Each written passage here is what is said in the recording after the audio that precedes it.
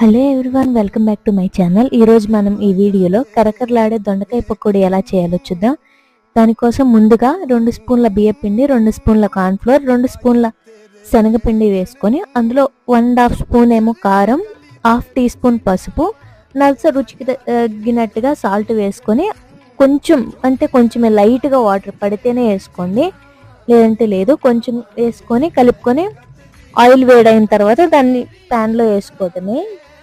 బాగా వేగిన తర్వాత పక్కన తీసేసుకోవడమే. టిష్యూ వేసిన పేపర్ వేసుకొని అందులో పెట్టుకుంటే బాగుంటుంది. న్యూస్ పేపర్ యూజ్ చేయకూడదు, ఎందుకంటే అది హెల్త్కి అంత మంచిది కాదు. టిష్యూ వేసిన పేపర్లో తీసుకుంటే మంచిది. ఆయిల్ అంతా పీల్ చేసుకుంటుంది. అంతగా ఆయిల్ కూడా ఏమవ్వలేదు. ఎప్పుడు తినేలా కాకుండా ఇలా ట్రై చేయండి. అండ్ ఆల్సో లాస్ట్లో కొన్ని పల్లీలు, కరివేపాకు వేయించుకొని దానిపైన వేసుకుంటే చాలా క్రిస్పీగా వచ్చింది. మీరు కూడా ట్రై చేయండి.